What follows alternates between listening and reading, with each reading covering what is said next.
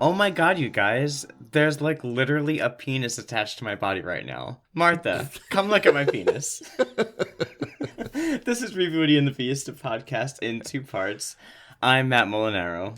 And I'm Ed Burke. In the first episode, we review an original piece of media, and in episode 2, we discuss the reboot, and this is episode 2, the reboot of Jumanji. Yeah, Jumanji. Welcome to the jungle. Yeah, and I guess this is probably the first time that we've, I think, stretched the boundaries of a reboot, technically, because I think in the world, this is often considered a sequel, but I feel like we've got like 30 years between the first one and the second one. That's entering acceptable reboot territory for me. I agree. And for me, we're gonna try to do reboots, but listen, I want to do this for a long time, and eventually reboots will eventually run out. True reboots. Maybe. So, listen to the name of the podcast, y'all. It's Rebooty. So if you're gonna get on your keyboard and tell me what this is in the reboot, I'm aware.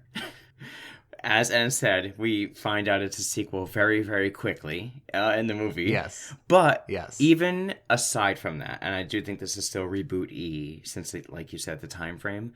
When this was marketed, I think everyone thought this was a reboot. I don't think anyone expected this to be a sequel until either, like, I don't even think the trailers made it look like it was a sequel. Yeah. And I think a sequel has to, in my mind, for something to be a sequel, it kind of has to, I think, have some of the same characters. I think it has to occur within a reasonable time frame of the original.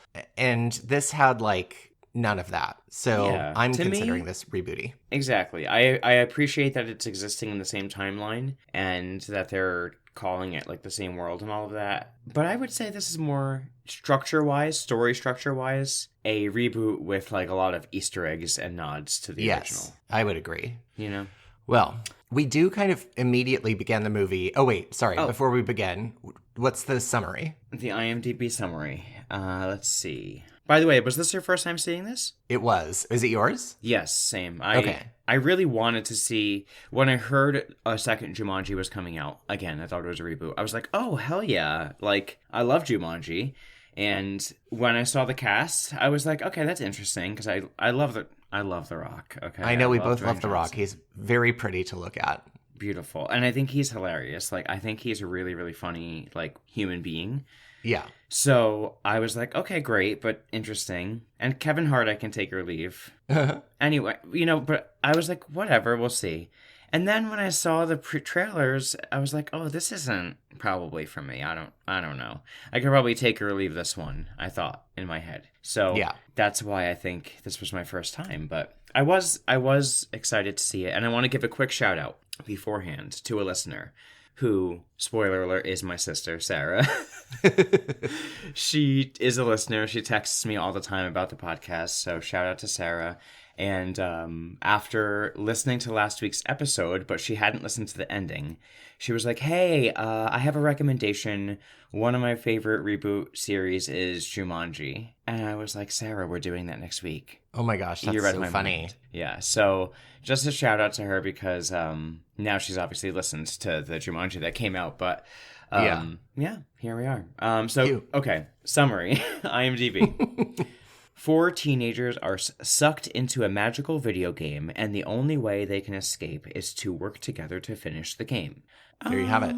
That's kind of like spoiler alert, already.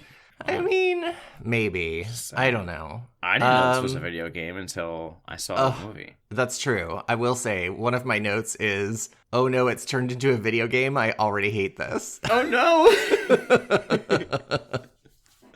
But at first, we don't know it's a video game. At first, we start, I think, right where the old movie sort of leaves off.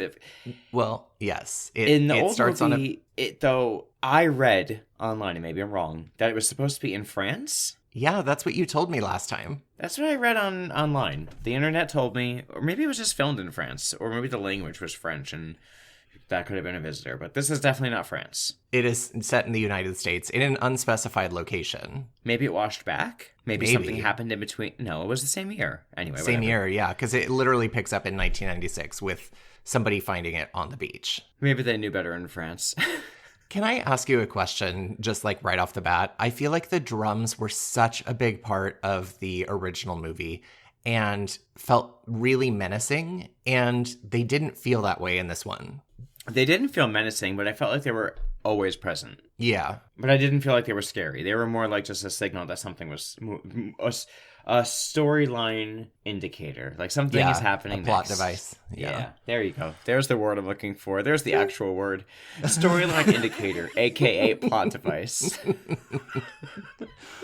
Well, it begins on the beach in 96. We hear the drums. A dad finds it and like gives it to his kid to check out, and we never see the dad's face unless he also plays the dad later on in the movie, which maybe he does, but yeah, I just thought it was funny that like the person who finds it, we like never see his face until maybe at the end of the movie.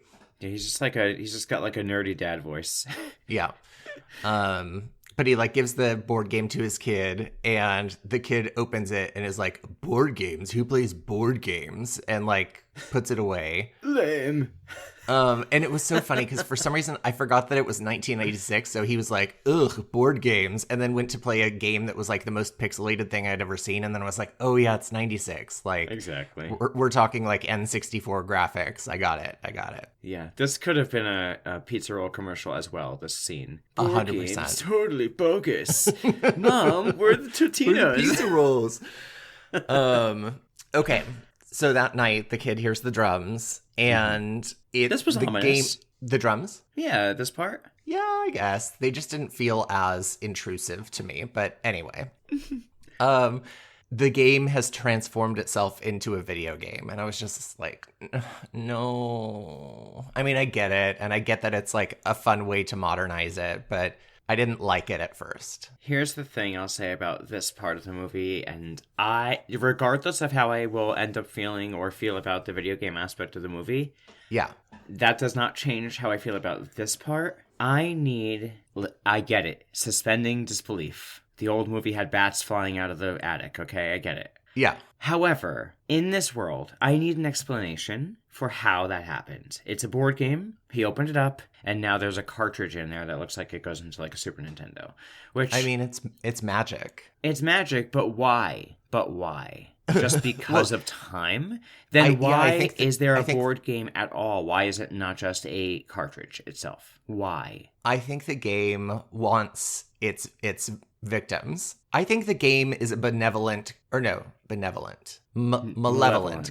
creature. Yeah, essence. like when you encounter one of those video game characters that looks like a chest, but it's actually like a monster. Exactly. It needs sacrifice, and so it modifies itself so that it could appeal to its new blood sacrifices. Modifies, modernizes, transformation, costume changes. Okay, fine. That's my only note so far about the video game part. Because, listen, he just opens it up and there's a whoa, is that Game Genie? It's just there.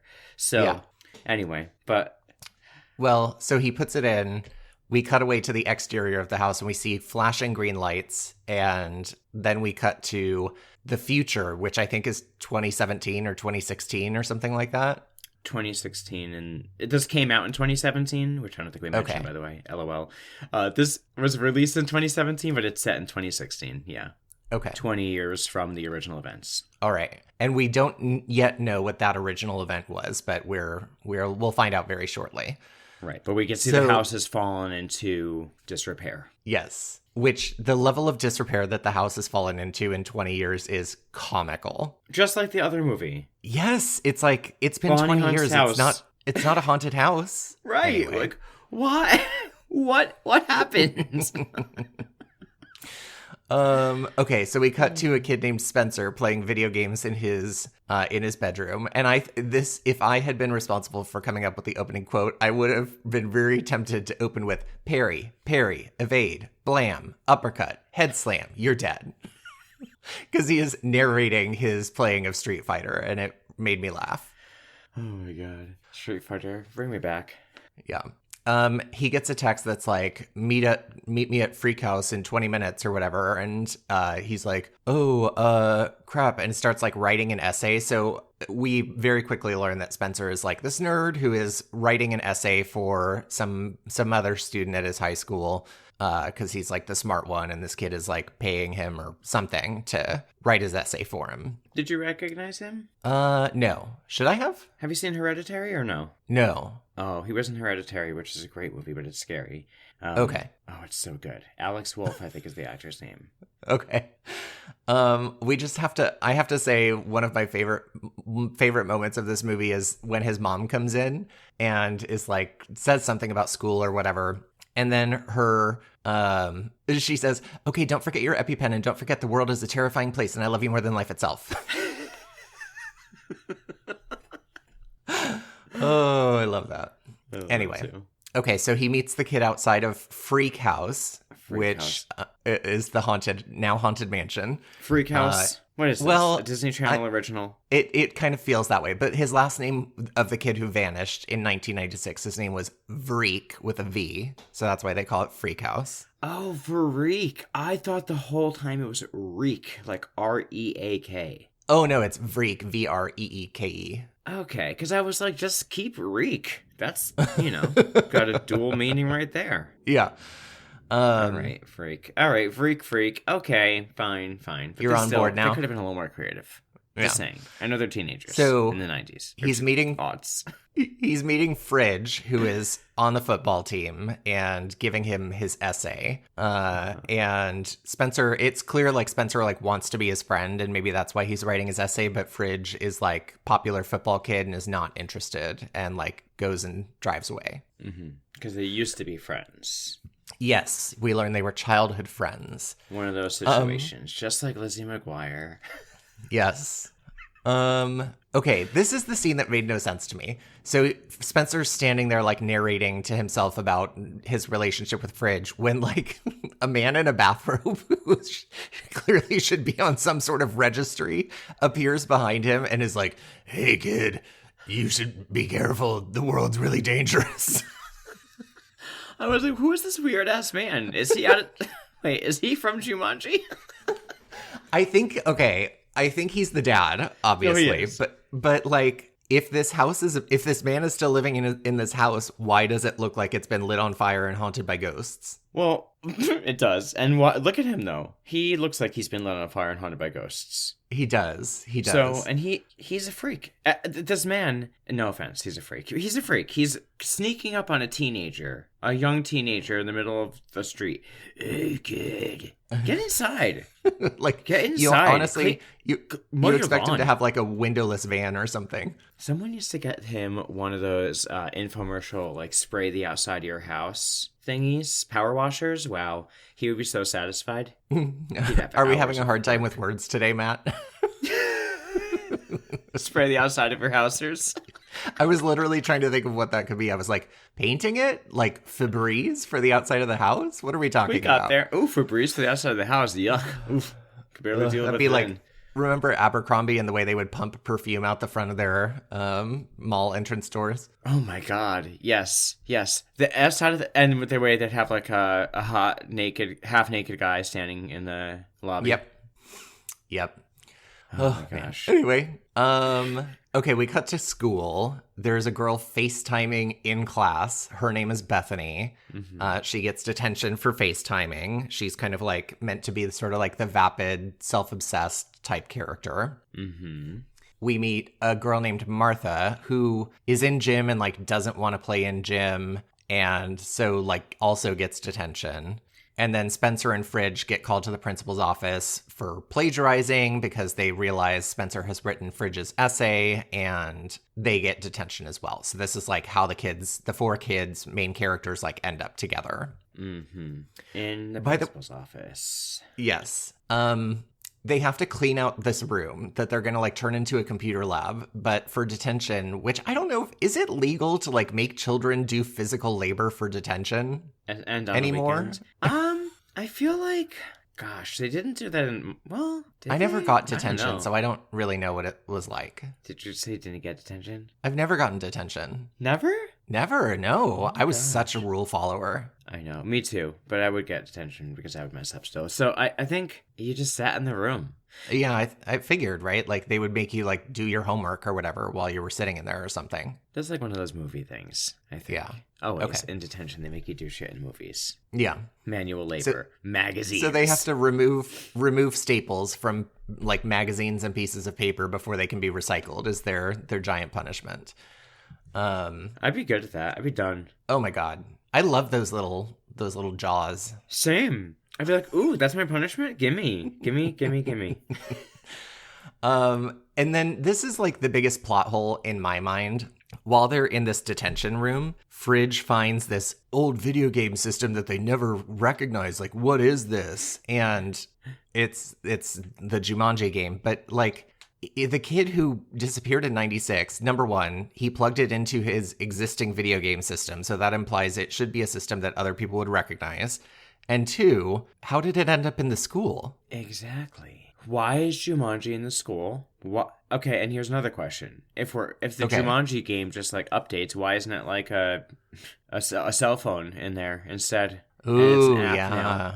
yeah. Give me a break. The next Jumanji they're going to do, it's going to be ChatGPT is going to be the Jumanji. Well, there's one coming out in 2026, so. Oh god. Yeah, that is a big plot hole. I didn't even think about that. How did this game get here? Yeah. Well, maybe the dad. Okay, he's a lunatic. In his fury afterwards, he tossed everything out into the street, and someone was like, "Oh, charity, we'll donate this to the school." Maybe. Yeah. Sure. Let's go with that. So anyway, they plug it in and they like convince everybody to play, and they pick their like avatars for the game, and it's like Dr. Bravestone and Ruby Roundhouse and some other people. I will kind of just, I think, talk about the characters and their stereotypes, but they get sucked into the game and they're like, woo, woo, woo. I like the way they got sucked in. You liked it? Yeah, it was similar to the original, but like with better graphics. Agreed. It felt very much an homage to the original Alan Parrish getting sucked into the video game. Yeah, and I liked that actually when the game game showed up on the screen, it looked like an old school video game, and it had like the circle in the middle with the graphics showing like the rhyme that's on the board game. Yes. I thought that was like a nice way to nod that in, because it felt like an opening of a video game that you would see from back then. Oh, 1,000,000%. They did a great job with like the graphics of it being a game from 1996. Mm-hmm. So The Rock suddenly is on screen, and The Rock is like the avatar that Spencer had chosen. So he's our nerdy boy now in the body of Dwayne The Rock Johnson. Yes, and he's an archaeological explorer. Yes. He quickly meets Kevin Hart, who is the avatar for Fridge. So this giant football player guy, super popular, is now tiny little Kevin Hart sized. Yeah, and he's a zoology expert. And I just have to say this about Kevin Hart. I get what they're doing here. Like, Kevin Hart is small and The Rock is huge. Yes. But Kevin Hart is, like, jacked, too. He is, I know. They did a good job of covering up in the movie, but, like, it's not like he got, like, a weak character. A little twig body or anything? Yeah. No. I agree. I thought that, I was like, I understand, but, like, there must have been an actor who could have played him who, like, was tiny or round or something like that. Yeah. Well, speaking of tiny and round, they stumble upon Jack Black, who is the character is Bethany. She is the vapid airhead, supposedly vapid airhead type character, the popular girl, and she's in the body of Jack Black. I liked that because I thought that was funny that she picked an avatar that was described as the curvy genius, Shelley something. Oh, yeah. Yeah, Jack Black. Let's talk about Jack Black in a minute. Okay. And then they round out the group of four with Karen playing the role of, Karen Gillian is the actor who is the avatar for Martha. I don't even know what her personality, frankly, is supposed to be like. I think Martha was the most underdeveloped character, and I think the actress who played her was the most one note. Yeah, she was supposed to be like awkward, smart girl, I guess, but they realized that like that is maybe an outdated stereotype, so they just didn't know exactly what to do, so they just kind of made her quote unquote unpopular. Yeah, for no reason. Yeah. Because she was smart and beautiful as like a teen. And so it's like, what do you mean? Like, what? I didn't know what she was supposed to Yeah, they be didn't like. even do the whole like 90s glasses. Take off your ponytail. glasses, let down your hair. Yeah, they just kept her cute. Maybe she wore a flannel, maybe? I don't know. Maybe. She doesn't like gym class? Yeah. So her character, I forget the character's name. Ruby Roundhouse. Oh, Ruby Roundhouse. Killer of Men. Killer of Men. And she is dressed like Lara Croft Tomb Raider. Yes. And that is actually like, when I say that, like legitimately Lara Croft Tomb Raider. And they specifically used her as a reference for the costuming in the movie. I believe it's Lara Croft, by the way. Oh, sorry, I'm not cool. I'm just saying, I think Lara Croft works at like the accounting office. Yeah. All right. So let's just say, so essentially we've got like this cowardly nerd in the body of The Rock. We've got the giant football player in the tiny little body of Kevin Hart. We've got the popular girl in the body of Jack Black, and the miscellaneous fourth girl with no personality in the body of Lara Croft Tomb Raider. Yes. I want to, generally, give me your thoughts on Jack Black in this movie. Like him as an actor or his character? Maybe the way he is acting in this movie. I was not bothered by it. Okay. I didn't find it offensive. Okay. I found the writing to be more the issue than his characterization of her. Because I think her whole thing was really just about being quote unquote self-centered. Yeah. And so he just like played that like, oh my God, Valley Girl kind of character. I think it's just kind of like there was something like I'm not going to go so far as to say like offensive about the way Jack Black acts in this movie, but there's something that bothers me about it where I'm about to out myself as a person who does improv comedy. There's something that's really common in improv where whenever a man has to play a woman character, he automatically like pitches his voice higher and like does this like weird kind of sort of sexisty thing where anyway, and it just felt a little bit like that. And I was just like, I wish he would just like everybody else is speaking in their normal voice of their character. And so I wish he would just do that, but with the same lines, because he almost like turned into a David Rose type character in the movie. Yeah. And there was just something about it that felt slightly off to me. But anyway. To me too. Tomato. No, I agree, but I don't think it's Jack Black and his like acting. I think it's just the way that character was written as soon as it became Jack Black, and even a little bit before. It felt like an outdated, and Davey, I watched this with Davey, and he said also, he's like, I feel like this movie, some of the dialogue is written by like adults who don't really know exactly how actual people this age talk. Yeah. And I think it suffers from a little bit of that with her character, especially. Yeah, I agree. Because she oscillates in her dialogue when she's Jack Black between the character they're trying to make her be, like Bethany, like in Jack Black's body, and then like kind of Jack Black. Like, yeah. Do you know what I mean? Like, there's that moment where she gives like you're a babe kind of compliment speech. And I'm like, this is kind of just like Jack Black. This doesn't feel like a teenage person speaking. Besides, I agree. You know what I mean?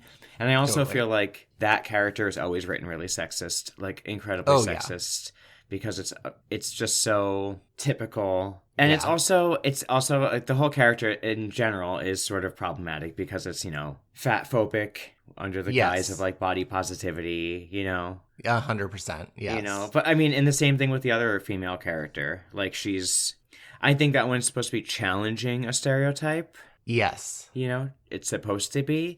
But at the same time, her whole storyline and character is hinged on like the approval of a guy. Totally. Yes. So I don't know exactly that they achieved what they were going for. I agree. With messaging. Right. Okay. So they all discover they have 3 lines, like bars, tattooed on their arm. And they're like, "Why? What does this mean?" And then Jack Black immediately gets eaten by a hippo. Which, honestly, this is the most horrifying part of the game to me, is like, they each of them dies multiple times throughout this movie. We learned that those little bars are their life meters, and they have 3 lives. But they have to experience death multiple times, and that is horrifying as a concept. Yes. Like the full death. Not like, he's like, starting to get eaten, so the game is like game over. No, he really has to die. Yes. I like that, though. I thought that was fun. Sorry, what's that? I said I liked that, though. I thought that was like kind of a fun thing. I know that's a weird way to say it, but... Oh, like the concept of their dying and coming back to life thing? Yeah, like they had 3 lives, that they had the opportunities to like... I mean, it's a video game, so it makes sense. And I feel like Jumanji, the world they're in, should be much more dangerous than if it came out of the game. So yeah, it makes sense that they would have opportunities to encounter and die. Yeah. So when they come back to life, they basically fall out of the sky. So he falls out of the sky and is like fine. And then another hippo starts chasing them and they run away. Mm-hmm. Only to be greeted by a NPC character named Nigel Billingsley, played by Rhys Darby, who, if you don't recognize that name, he was Stede Bonnet on Our Flag Means Death. I've not seen that show, but it's on our list. Oh, it's great. And he says, Jumanji is under a great curse and it's up to you to save it. And so basically it's like, here's your quest. This is like, your character you meet at the beginning of the video game to like give you your quest and whatever. I like that. I like this scene. I did too. I like really clever the way they did the NPC, like how he says the same sets of things over and over again, but he only will respond to the person who's like leading the party. 100%, yes. And then he's like, read the letter, and suddenly like The Rock has a letter in his hand that like wasn't there a minute ago. Exactly. And as he starts to read it, like it melts away into like a cutscene, and they're like, "What's happening?" They're like, "I think this is a cutscene." And oh yes, I forgot about the cutscene. And basically we see, Van Pelt is like the longtime rival of Johnny Bravestone or whatever his name is, The Rock. Mm-hmm. Dr. Bravestone, whatever it is. Yeah. And they were looking for the Jewel of Jumanji, and Van Pelt got it. And when he took this Jewel of Jumanji, a curse befell the land. And Nigel stole it away from Van Pelt. And now he's given it to Dr. Bravestone to return to the Jaguar Shrine. Is basically like their quest is to return the Jewel of Jumanji to the Jaguar Shrine. Mm-hmm. So I'm guessing this is in the Jumanji world, like an ancestor, or no, not what's the word? Here I am with the word again. The opposite of ancestor. Descendant? Descendant of the Van Pelt from the first movie. Yeah, I would assume, because it's played by Bobby Cannavale in this movie, and for some reason, rather than him being like a big game hunter like he was in the first movie, he is a like almost like a bad Indiana Jones type, but also like magically controls animals. But that's because he had the gem in the first place, I think. Oh, okay. All right, I'll accept that as the answer. It was something in the cutscene. There was something to explain how he got that scene. He got that power. Yeah, that power. Okay. And then Nigel Billingsley says, if you wish to leave the game, you must save Jumanji and call out its name. So we do get the little rhyming couplets every so often in this movie, like we did in the first one. And then he hands them a map and says they must go to the bazaar and find the missing piece. And they're like, piece of what? Piece of shit. What's that? You're going to regret asking me to repeat myself. Why? What did you say? Shit. Okay. I do regret it. Thank you. So they're like, guys, I think we have to save Jumanji. And I forget what happens, but there's a moment where The Rock, as Spencer as The Rock, gets overwhelmed and he's like, don't cry. Don't cry, don't cry, don't cry, don't cry, don't cry. And I think that was really funny. Yeah, he's trying to play the character that he is, but we know he's like, scared. And I like the fact that he's like a gamer outside of the game, so he's like the one that understands what's happening through the game. Yeah, true. That was a good aspect, because I was like, how would anyone know even what to even do? Yeah. And then they're like, something happens where he like touches his pec and like a screen comes up and shows their strengths and weaknesses. And he is, of course, like good at everything, has no weaknesses because he's like The Rock. One of his strengths is smoldering. Martha, the Ruby Roundhouse character, she is weak to venom and is like good at like several martial arts and also fight dancing, I think is how they phrased it. Dance fighting. Dance fighting, thank you. Blackjack is a cartographer and archaeologist whose weakness is endurance. And then Fridge, Kevin Hart, has the weakness of cake along with speed and strength, but he's a zoologist, so he knows like all about animals. Cake. I thought it was going to be like he just can't resist cake as well. That's what I thought too.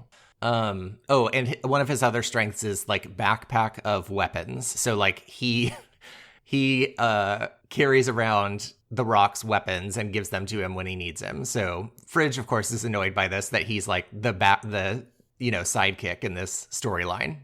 I think that was a superpower that I had chosen to have in one of our like games on our Patreon to like have a courier system that I could just like pull out weapons from and put them away.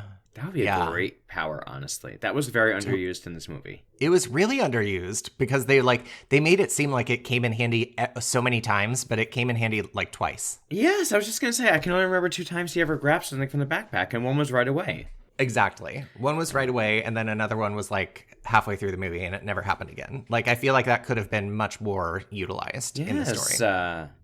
Anyway. And in a much more comedic way, too. Like, they should have made the backpack much smaller so that when he pulled out things like the giant, like, 3-foot-long bolt cutters, it would have been like a fun gag. Exactly, like Mary Poppins. It should have been like an item system. Like, they did the little status menus. They should have had, like, when he tries to go into his bag, like a little item system pops up. Or, like, he's trying to put crap in his bag, but he can't because it ran out. But he's like, what the hell? I have a whole... Anyway. Yeah. So Jack Black reads the map, and they see, like, different areas illuminated on the map, and, like, the one that there's like a cross through is on From the Deep. So they realize that must have been the first level with the hippos that they escaped. And now they're in a level called The Mighty Roar. Mm-hmm. And I was expecting lions, but instead we get a gang of motorcycle people shooting missiles and machine guns at them. Missiles.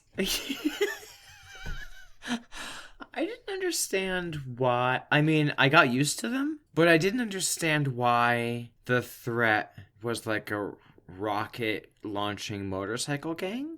I don't either. I think that was a weird choice, and I didn't like it. I didn't understand it. It just made no sense to me. And I just felt like maybe they're trying to update the feeling of a roar or a stampede, but you're in a jungle. Like, exactly. Why? Anyway. Question mark. Period. They run away. Why?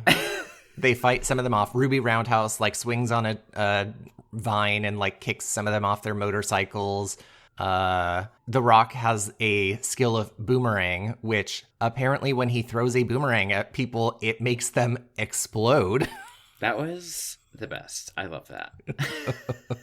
But I knew it was coming back. When he threw it and it was like, no. I was of like, course. Come on, it's a boomerang. Yeah, hello. I also like that he had to be a piggyback to Kevin Hart since he's just not as fast as everybody else. Yes, that was cute. Watching him carry Kevin Hart through the jungle. Mm-hmm.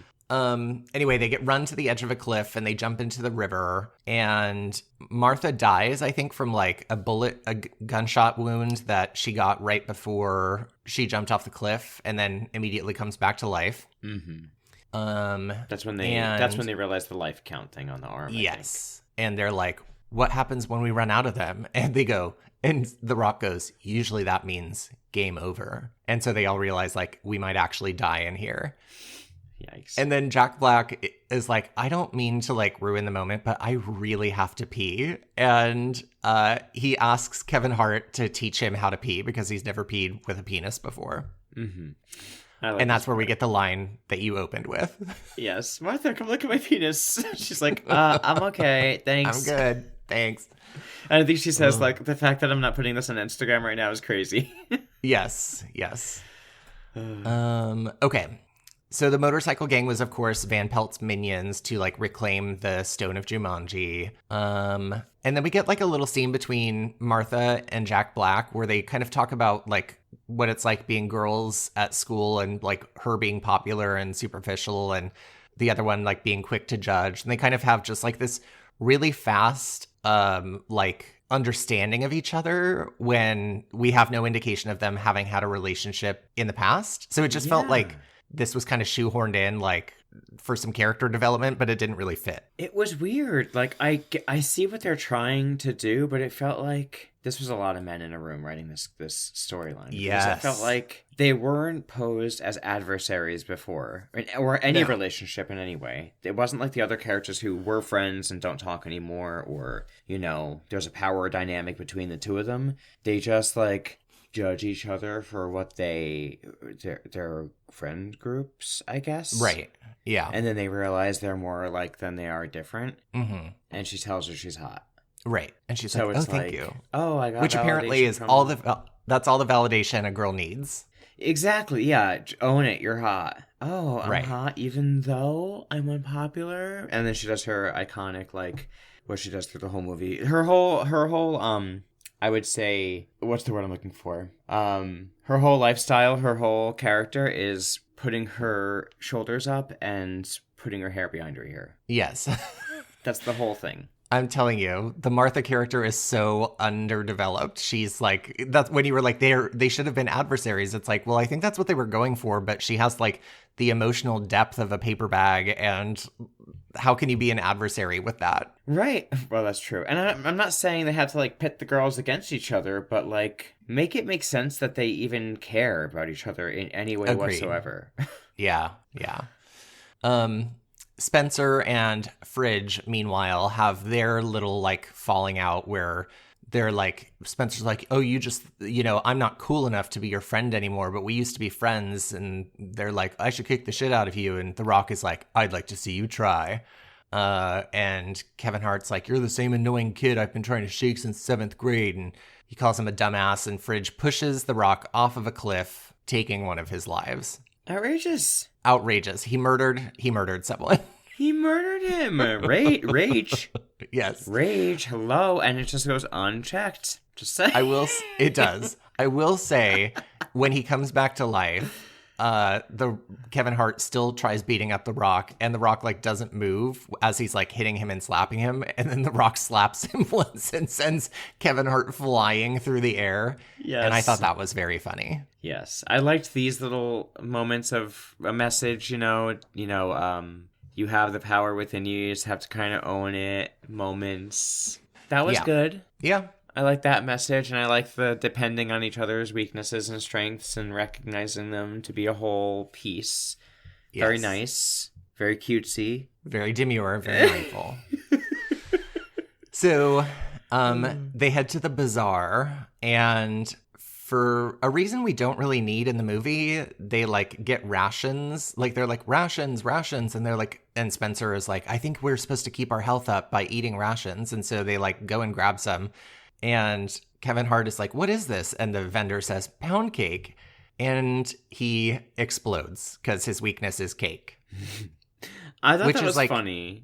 But why? My only thought is, I think they could have incorporated them needing to eat in a better way. Because, in games when you need to eat, some games like you either slow down or like, your life meter or whatever. I think they should have done something like that. I don't have any game I've ever played, and maybe I'm out of touch, where like the reason I know I need to eat as a character is because the NPCs are screaming rations. Yes, agreed. That's not real. And if they're trying to do all these like, oh, this is a video game thing, then there's so many ways to do that. So I thought that was a stupid way for them to do that. But I still like the result. And I liked Kevin Hart exploding from the cake. Because there are games where you have like a really stupid weakness. It's true. So I thought that was fun. And I thought that was a fun reveal. Because before he does it, he's like, it's okay. Maybe I'm just crazy about cake. Yeah. And then he literally explodes. Okay, so then another NPC runs up to them and she's like, Dr. Bravestone, like, Jumanji needs you. And they're like, do you know about the missing piece of the map? And Jack Black has a funny line that I liked where he says, I'm a map doctor and we need to find the missing piece. I just liked map doctor. Me too. So they go into this like hut where the child who's like summoned them there is like, what you need is in the casket or basket. One wrong move and you're in a casket. Mm-hmm. Trust one another and never blink. The missing piece is not what you think. And they open the basket and inside is a black mamba, which is apparently super venomous. And they decided for some reason that it's got to be a staring contest because they're like, oh, never blink. Let's do a staring contest. And like, while somebody's staring at the snake, I'll reach in and grab whatever else is in there kind of thing. Mm-hmm. And they're like, who's really good at staring and not blinking? And Jack Black goes, I'm amazing at it. I like that. But they were wrong. The snake tries to attack them, but the rock uses his incredible reflexes and like catches it just before it bites the character with the venom weakness. And then Kevin Hart rips its fangs out for some reason. Because he's the zoologist expert. He knows how to do it. I guess. And inside is not the missing piece of the map. It's a little elephant statue like from the original board game. And it's got a message that says, when you see me, begin the climb. And they're like, well, I don't know what this means. Motorcycle gang shows up and like their rock like beats a bunch of them up, which was kind of great. And then Van Pelt arrives and is like, you have something that belongs to me. And suddenly somebody throws a smoke bomb and says to them, come with me. And it's Nick Jonas. I love Nick Jonas. There, I said it. Do you? I do. Okay. Are you not a fan? I'm not because I don't like him, just because I'm like not interested. I think he's a good looking guy. Oh, I think he's very good looking, but I like his music. I think he's funny in anything I've seen him in. Oh, and it doesn't hurt that he's beautiful too, but yeah. And they're I think from New Jersey, so I have to always shout out my New Jersey famous people. Well, we quickly learn that this character is the kid who got sucked into the video game in the 90s. I think his name is Alex, maybe? I want to say yes. I forgot, and we forgot to mention, I guess, at the beginning that when they're picking their characters, one of them is already chosen, which, yes. We kind of assume is the kid from before. Yeah. His character's name is Alex. Okay, and he's like, his name is something seaplane, and he's a pilot. So yeah, exactly. Jefferson Seaplane. Jefferson Sea. Wait, is it really Jefferson Seaplane? Yes. Oh my God, that's funny. I love that. Okay, so he guides them through some sort of like trap dungeon, and then he and Jack Black have like a little meet cute moment, and he takes them to like his treehouse where he's been staying because he's been unable to get past the next level of the game.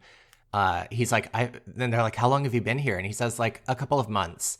And they realize you're our missing piece and they have to get through the game together. Mm-hmm. Also, there was a moment where his treehouse, there's like a little inscription on it that says Alan Parrish was here. Oh, yeah. As like a little nod to Alan Parrish from the original. I think I read that I think it was supposed to be like a little nod to Robin Williams because like he had passed away before this movie like started or whatever. Yeah. So. Yeah. And I think he says it too. Like this guy built it here. He made it here. So this must be like where he lived when he was in Jumanji the whole time.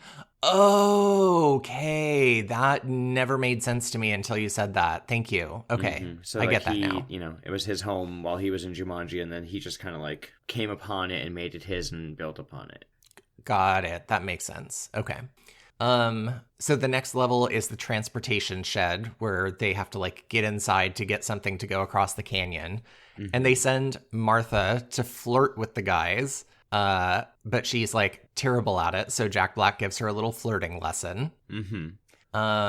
Meanwhile, while she's getting her flirting lesson, Nick Jonas drops like a lot of 90s slang, which I was like, as he was saying them, I was like, are these really that out of date? Oh no.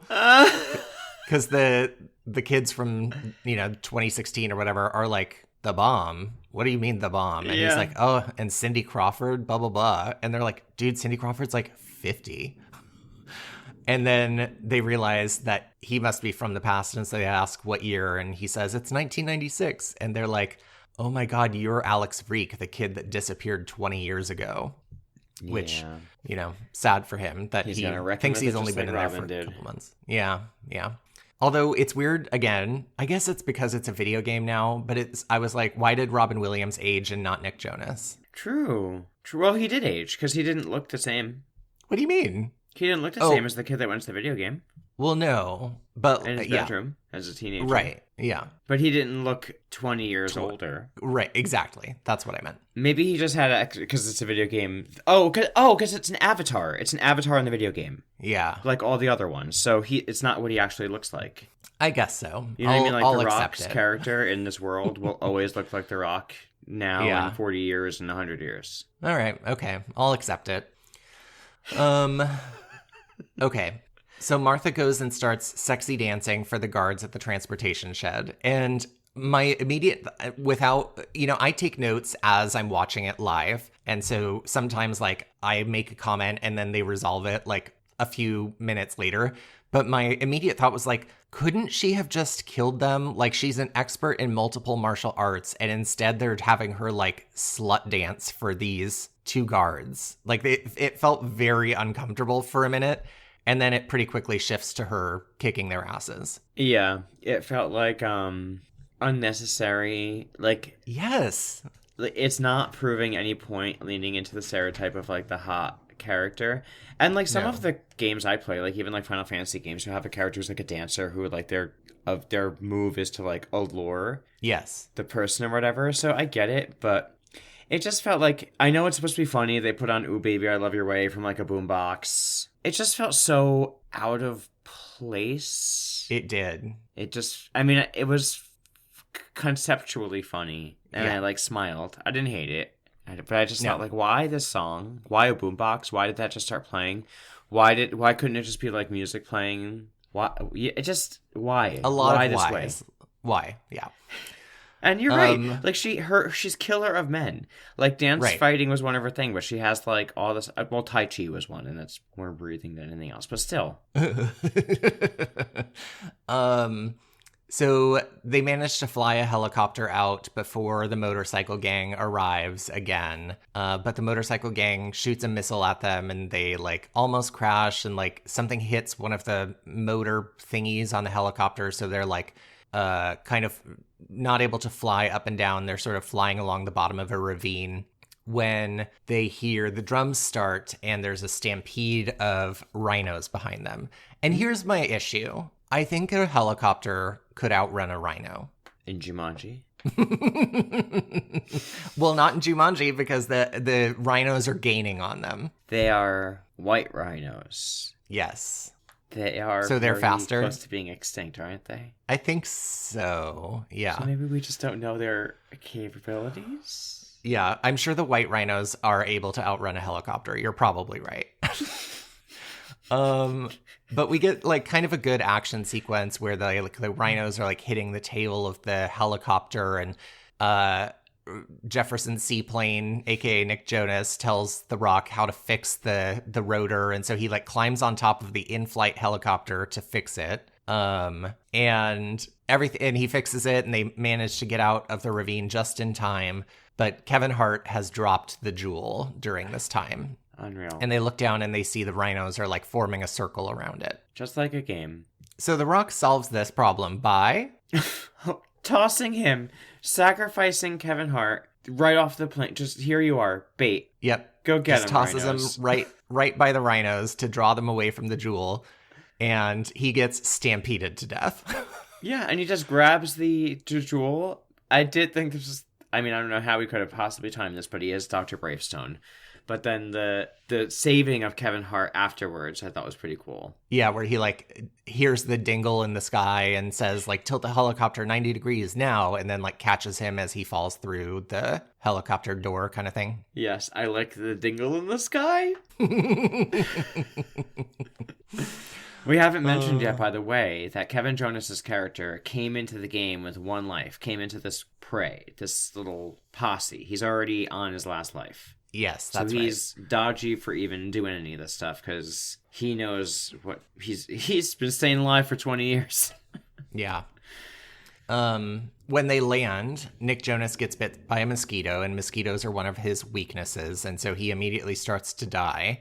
And then Jack Black starts giving him CPR, but they realize the second bar on his arm is decreasing as it's coming back onto Nick Jonas. So he's sacrificing one of his lives for Nick Jonas by giving him CPR, which works, and he's willing to do the sacrifice. And then Nick Jonas gives him a hug, and there's a gag where Jack Black gets a boner because he's attracted to Nick Jonas. How I think it should have resolved at the end of this movie, which it doesn't, so this isn't a spoiler, is I think Nick Jonas's character should have been gay the whole time and not known that Jack Black's character was actually Bethany. Oh, that would have been fun. Would have been into Jack Black's character the whole time and would have been disappointed at some point to be like, oh no. Yeah. You're a girl. That would have been instead fun. of like, oh yeah, you're a girl. Yeah. I think true. that would have been funner. I agree. Also, real quick, this isn't a Yes. spoiler, but Alex's weakness is mosquitoes, and he gets bit by this mosquito and dies almost instantly. Yeah. There's more mosquitoes. I know. How did you survive all this time? Citronella candles. He had a bunch at the place. Yeah, we've all had a citronella candle in our life, and we still get bit by mosquitoes. Exactly. All right. Come on. You know what the thing is? They made Martha's weakness venom, but then she never gets bit. Well, she does at the very end, but she never gets bit by a snake in a way that I think matters to the plot. And so they should have just had his weakness be venom and have it be a snake bite and not a mosquito bite. And by the way, isn't everyone's weakness deadly venom? I think you have a good point. Stand to say that if one of the other ones got bit by those snakes, I might not be on the list. I think they're going down. Yeah, that's a good point. So Spencer and Martha confess their attraction to each other, and they kiss really badly because neither of them has ever kissed somebody before, which I thought was kind of funny. Me too. They spot the Jaguar temple, and they realize they have to get past the final level, which is the Defenders. And apparently it's jaguars that are defending the temple. They have to make it past a bunch of jaguars. Mm-hmm. And at this point, I think they're kind of all down to mostly their last life. So this is kind of the final charge of the film. Except motorcycle for Martha. gang. Martha has two. Oh yeah, Martha has two. So motorcycle gang shows up, and Fridge puts his football, prowess to play, and kind of comes up with a plan for them. Martha stays behind to beat up the motorcycle gang and gets a motorcycle for The Rock.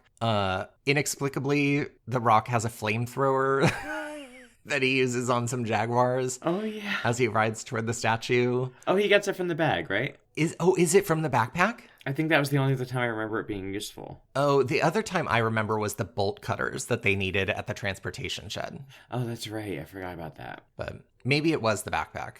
It would have been... If it was, they should have made that more obvious, I think. So Van Pelt captures Jack Black, holds him hostage to get the jewel, but Kevin Hart says he doesn't have it. And then Kevin Hart rides up on an elephant who beats up the jaguars and Van Pelt for a minute. But he loses the jewel. It gets kind of tossed up on the hill, and Martha's like, I'll get it. And here's the thing. We get her jumping Lara Croft style from could you believe the CGI? I was flabbergasted. It looked terrible. I thought it was so unnecessary of a place to even use it at all. Agreed. Throughout the movie, I think the graphics have been pretty good. Agreed. The animals have been well done. The scenery, I mean, it's all been pretty good. Even the, like I said before, when they got transported into the game. Yeah. Randomly, even the fight scenes, you could tell little moments of CGI in some of the fight scenes before, but nothing nothing egregious. Bad.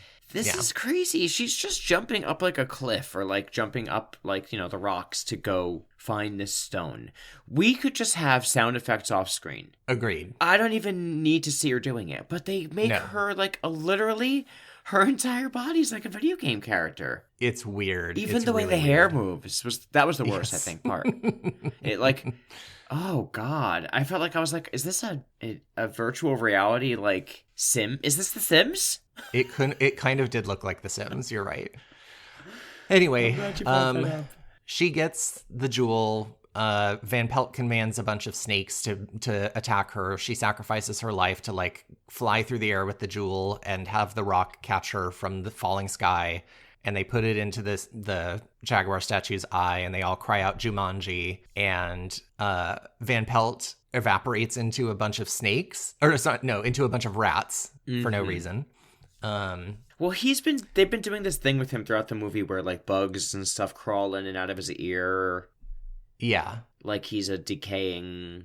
Maybe Van Pelt is supposed to be like the essence of what is the evil about the game. I guess. Like a manifestation of what Jumanji really is. And maybe that's why he just like was this weird character and had control with the animals and stuff. I don't know. Yeah. And then Nigel Billingsley drives up and is like, congratulations, you've saved Jumanji. You've lifted the curse. Your work here is done. And he shakes Nick Jonas's hand and he evaporates, and they all kind of do the same to like return to the real world, except The Rock says he doesn't want to go back. He wants to stay here with Martha. And she's like, let's just be like this with each other, but go home. Because I don't want to live in the jungle under threat of death every 5 minutes. Yeah. I like this, though, because it was like, he saw something else for himself. He saw a different world for himself than the limitations he sees in real life. And they all, I guess, did. But with him specifically, he's like, I don't want to go back to being powerless. I don't want to go back to feeling like shit all the time. Unpopular and all that, yeah. Yeah, he wants to feel this way. And I like earlier in this, he says something like, what if we go forward with this and try to go home and we fail? We only have one life left. And someone else says to him, like, well, we always have one life left in real life. So, like, what's the difference? Yeah. And I was like, oh, okay. Okay, all Jumanji right. 2017. Getting me good. But yes, of course, he decides to go back home. Yeah. So they wake up in the detention room, but they don't see Alex, aka Nick Jonas. So they all head over to the freak house and see it back to its original, standing. And so they realize he, like, in this timeline, never disappeared. And just like the original Jumanji, we are not following butterfly effect rules here. Correct. And so he's like now a dad, and they see him, and he comes out and he says like he got spit back out in 1996, right where he left off. And he named his daughter Bethany after the girl who saved his life, aka Jack Black. Cute. It is cute. And then basically the movie kind of wraps up with like Fridge and Spencer have rekindled their friendship. Bethany is no longer just a vain girl tied to her cell phone. She wants to go backpacking. And Martha, again, having absolutely no character to begin with, has no character development other than she and Spencer kiss. And they hear the drums again, and so they go smash the video game. Mm-hmm, with a bowling ball. With a bowling ball. And that's the end of the movie. And that's the end of the movie. I only have one piece of trivia that I didn't already mention, which is that Kevin Hart's character was named Mouse Finbar, and he's basically dressed like a Boy Scout throughout the movie, and you can see he has a badge on his chest with a picture of a slice of cake with like a line going through it. So like it's a little badge, a nod to the fact that his weakness is cake. Oh my god, I didn't notice that at all. I thought that was funny. I like that. Let me see if I had any trivia that I forgot that we didn't talk about. I do really like all the video game little addition things in the game that were explored. Like the little nods to video game world stuff. I thought it could have been way cornier, and I thought they did a pretty good job. Agreed. Did you ever see, what's it called? With versus Steven, no, Blank versus the Universe. It's the video game movie with Michael Cera from the early aughts. No, I can't stand Michael Cera. Oh my gosh. Oh my god, this was a great movie though. I mean, I'm not like, I don't care one way or the other about him. Oh gosh, it's Scott Pilgrim versus the Universe. Oh, no, I never saw it. Oh, that was a fun movie with a lot of video game stuff in it. Oh, like over the top, but that just... I guess if you don't like Michael Cera, then maybe you won't like it. Let me see. Do you have the ratings? Yes. Interesting. I was curious one thing about the movie. Like, I was like, if this is how the movie ends, like how they do sequels, because there's another one after this and then another one coming out. So we just watched the trailer for the sequel of this one. Oh, and it looks like it's one of the, it's kind of like Lost, so we have to go back kind of thing. I think everyone's life, it's the same cast of kids again. But with some of their parents involved, I think. Huh. And I think it's famous older people. I think one of them might be Morgan Freeman. Forgive me. I watched it very quickly. But basically, the younger boy, the main character of this one, he goes missing. And it turns out he goes back into the game because life isn't the same for him afterwards like it is for everyone else, I guess. So he feels like he has to go back into the game. And then the other cast of characters goes into the game to save him. But instead, they end up as different avatars than they originally did in the first movie.